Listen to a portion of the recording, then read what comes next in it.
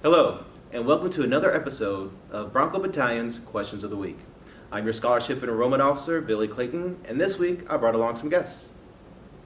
Hi, I'm Sergeant Duverseau. I am the station commander at the Lansing Medical Recruiting Station. Good morning, I'm Captain Emily Allen. I'm the officer in charge at our station, and I'm an active duty labor and delivery nurse. All right, in this week's question, what is the HPSP? As always, with every other videos in this series, the answer to this question is in accordance with Army regulations and guidance at the time of this video being posted. All right, so let's get to it. So we're just going to jump right in with the big question. What is the HPSP? So the HPSP stands for Health Professions Scholarship Program, and it's a program in which undergraduate students can apply. You're seeking graduate school medical education such as medical school, dental school, or veterinary school. And so the program is a full tuition, no cap scholarship. It also includes a monthly stipend while you're in school. And then you'll fulfill your residency, typically at an Army hospital. So if you're doing medical school, for example, you'll do an Army medical residency at one of our facilities. And then you will fulfill your service obligation following that. And so typically what that looks like is if you're doing med school, you're going to do 4 years of scholarship, most likely, and it's a 1-for-1 ratio of service obligation. So your 4 years of med school will owe you 4 years to the Army. Perfect. So when you think about the ROTC scholarship will cover 100% of your tuition for your bachelor's degree.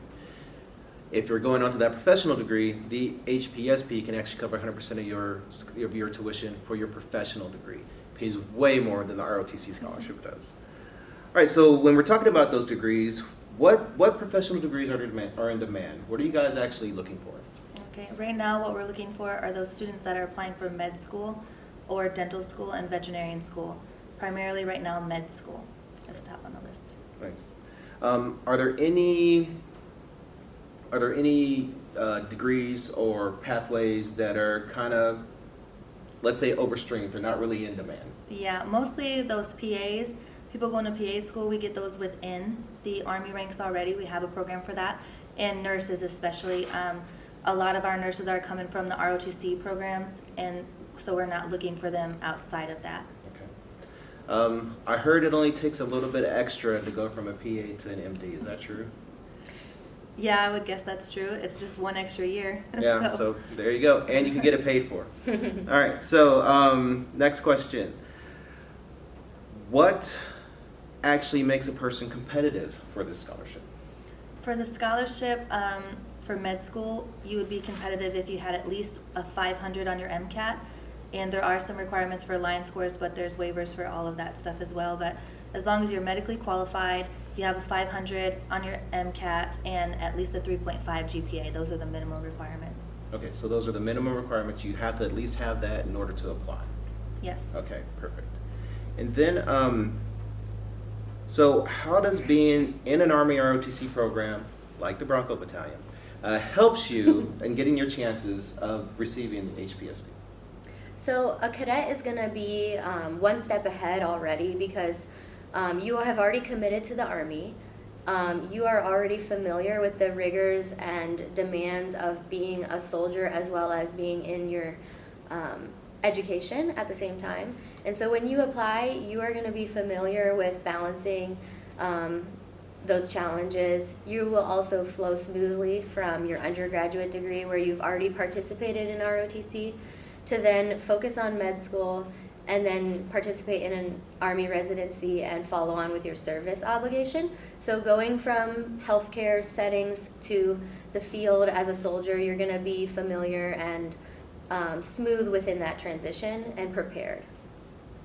And also, because in order to contract as an ROTC cadet, you must be medically qualified. You've already hit that very, very initial qualification piece that you would have to have done in order to apply. So that also helps as well. When would a cadet want to start, or a prospective student want to start talking to you guys about the scholarship process? As soon as you're applying for med school or dental school or veterinarian school is a good time to open up conversations with us so that we can get started on that. And lead you along the way. There's some steps that have to happen while you're applying and before you get done so that we can get you to the board. So we would want to talk to you as soon as you open your application. All right. Definitely the sooner the better. So we will talk to freshmen, but we're also, we want to get you there on time. So ideally, at least, in your junior year. And there is nothing wrong with starting the process early, so you know what you can be doing now as a college student in your undergrad to make you as competitive as possible for that scholarship. Last question. So if someone is interested, how can they contact you? So we're going to have Mr. Clayton plug in our QR code in our email above. Go ahead and click that QR code. It's going to send me a text, or you can email our office at the email listed. All right, so any last questions or comments for our audience? I would just like to say that as a cadet, if you want to stand out and you want to maybe really solidify that you're going to be competitive for the scholarship, take on leadership roles, get involved in your community, make sure that you extend influence beyond your immediate world. So don't just be participating in your classes and participate in ROTC. Make sure you take on a leadership role, get out and volunteer, take a role in like an organization. For example, if you're part of the pre-health club, we want to see that you were the vice president or the treasurer of something. So that's very important, and it will establish yourself as a successful student, a successful soldier and ROTC cadet, and that you are a leader on above and beyond that.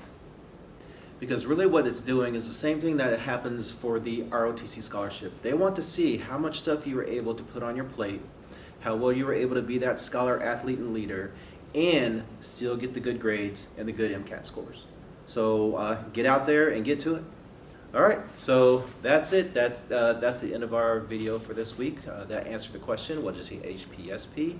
Don't forget to follow information by liking and subscribing below. And if you have any questions that you would like to see featured on this video, please feel free to put that in the comments. And maybe one week we'll be answering your questions.